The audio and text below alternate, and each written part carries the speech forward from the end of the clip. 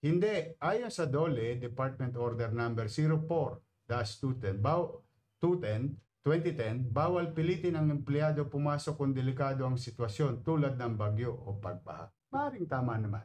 Pero para malaman ng ating mga mamamayan na hindi natin kukonsintihin yung mga empleyado natin na patugan, gusto may sweldo kahit walang trabaho. Dati gustong trabaho para magkasweldo. Nung may trabaho na, gusto sweldo na lang. Ito, si Raymond Manawis ay admin aide 4 o driver ng ospital ng Maynila. Nakita ko lang yung post pinorward sa akin. Pinakumpirma ko, empleyado natin. Raymond Manawis, yung ahensyang kinabibilangan mo. Buti na malaman natin na yung ahensyang kinabibilangan mo ay ahensyang kinakailangan sa panahon ng pandemya. Ayan, that's one. Mas delikado yun. Si virus yun, nakamamatay. Although maaaring ang baha, nakamamatay din. O delikado rin. Pero mas delikado yung pandemya. In fact, nalulungkot ako. Marami akong mga doktor at nurses at medical frontliner na namatay doing service to our citizen. Pero itong Manila Health Department, lalo na sa ospital, kailangan tayong naka-high alert dahil mayroong bagyo o aberya. Mukhang hindi yata alam ni Raymond Manawis yung kanyang obligasyon bilang taong gobyerno. Lalo na po frontliner pa po siya. Ang galing mo. Ang galing diba mo. Oo. Ang galing mo. Alam mo sino siya? Driver ng ambulansya. Yan nga po, nakakapagtaka naman yung ganong pag-iisip. Attitude niya.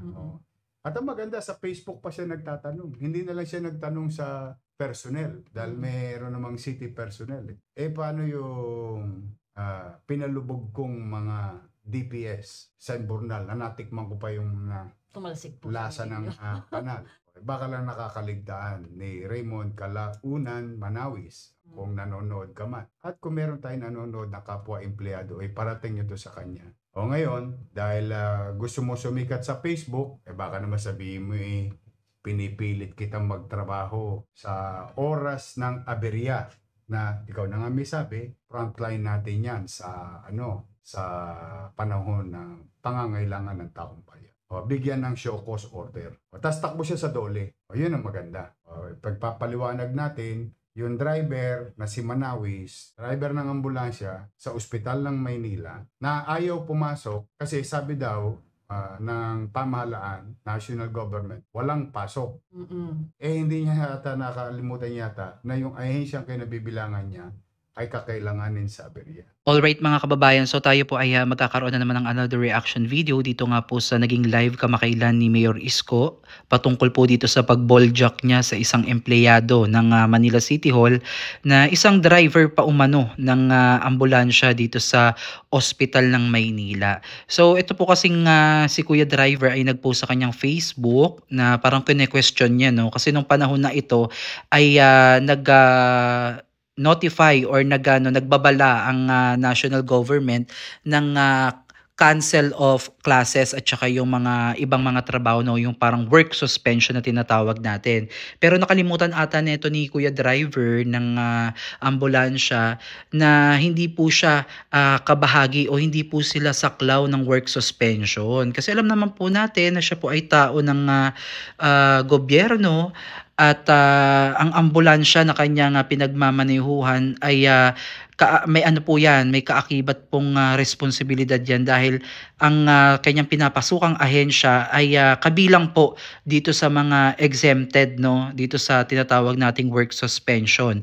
Ilan nga po dito yung mga hospital at medical facilities, kagaya po netong hospital na to, no, public hospital pa to, public clinics at mga health workers. Ayan, sila po yung mga tinatawag nating frontliners.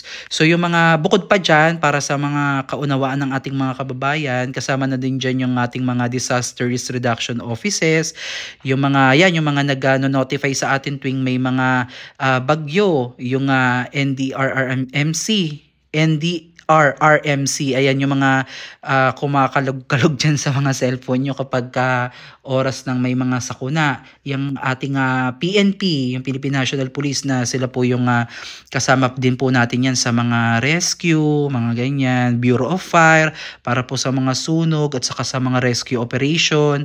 Kasama din po natin dyan yung mga DSWD. Yan, nakikita nyo po, sila po yung mga nagbibigay ng mga ayuda. Ayan, di ba? At iba pang mga kabilang sa LGU o yung local government unit natin, yung selected personnel, no, na may kinalaman po sa pagbibigay ng mga agarang tulong, lalong-lalo na ngayong panahon ng emergency. So kasama nga din dyan, mga kababayan, yung ating media. O, di ba, mapapansin nyo kahit na nagbobombahan, kahit na napakalakas ng bagyo, kahit anong signal pa yan, talagang may nagbabalita pa rin at naghahatid sa atin ng mga impormasyon. Ayan po naman ay para sa public announcement. So ito pong si Kuya Driver ay bahagi po kasi siya ng ating essential health o yung mga tumutugon po sa mga emergency services, kaya hindi po sila saklaw ng work suspension. Kaya agad pong kinall out to ni Mayor Isko, no, at talagang hinamon niya pa nga na pumunta nga daw itong si Kuya Driver sa DOLE, no, upang magreklamo. 'Di ba? So sabi naman ni Mayor Isko, may point naman daw, pero nakakalimot lang itong ating si Kuya Driver na siya po ay parte ng ahensya na kinakailangan po ng taong bayan, lalo na ngayong panahon ng sakuna.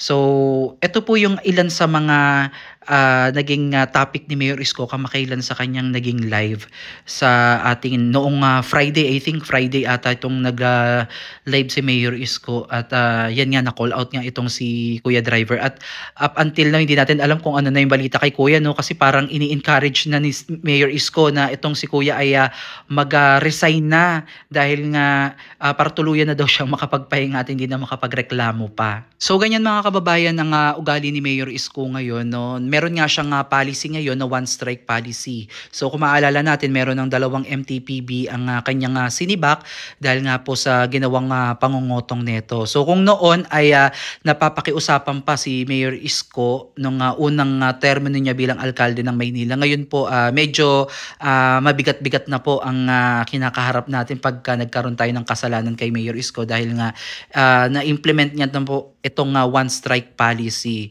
So kung noon naaalala namin na tuwing umaattend kami ng flag raising ceremony every Monday dyan sa Kartilya ng Katipunan, ay every day sinasabi niya na pipilitin at sisikapin niya nga pong ihiwalay yung mga nabubulok na kamatis, no? Kumbaga, sinasabi niya dito na yung mga bulok sa mga empleyado ay tatanggalin niya para hindi na pamarisan pa ng ibang matitino, kagaya nga po dito sa ating mga taga-MTPB na talagang nung panahon ng nakarang administrasyon ay talagang laganap po yung mga enforcer na nagtatago at biglang manghuhuli. So kung maaalala natin, mga kababayan, na bumisita din yung secretary po ng DOLE kay Mayor Isko, at isa sa kinatutuwa netong DOLE secretary na to ay yung in-address neto yung mga enforcer na nagtatago at biglang manghuhuli. So natuwa doon yung DOLE, no, sa kanyang aksyon na ginawa.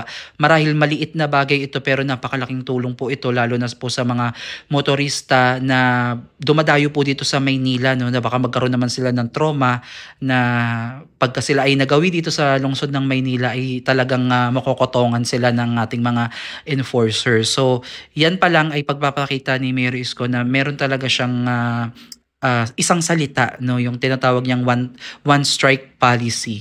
So para sa akin, mga kababayan, itong pag-call out ni Mayor Isko dito sa ambulance driver ng Ospital ng Maynila ay hindi naman po pagpapahiya, no. So once and for all, kinlarify lang po ni Mayor Isko yung kanyang sitwasyon bilang kabahagi po ng lungsod ng Maynila, na sila po yung pangunahing tutugon sa pangangailangan ng mamamayan ng lungsod ng Maynila pagdating nga po sa mga sakuna, kagaya po nitong patuloy na pagbagsak ng ulan at patuloy po na pagtaas ng mga tubig baha sa ilang mga pangunahing kalsada dito po sa ating lungsod. So sana maunawaan ni Kuya, no, itong naging mensahe ni Mayor Isko para po sa kanya at maliwanagan siya. Kasi kung ako dito kay Kuya, hindi na lang sana siya nag-post sa kanyang social media, no? At sana nagtanong na lang siya privately o kumonsulta na lang siya kung meron namang pwedeng pagtanungan. At siguro nagpaano din to si Kuya, no? Nagpadalos-dalos din dahil akala niya nga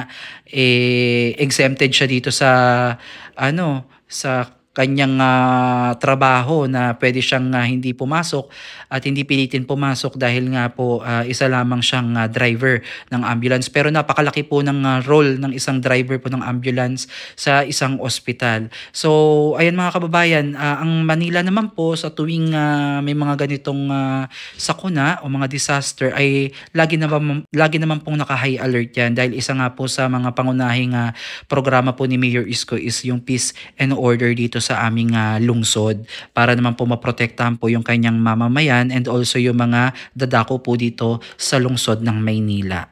So hanggang dito na lang muna mga kababayan, please comment down below kung nagustuhan nyo itong ating reaction video at kung meron pa kayong mga opinion na gustong sabihin ay comment nyo lang po yan sa baba at ating pag-usapan yan sa susunod nating update.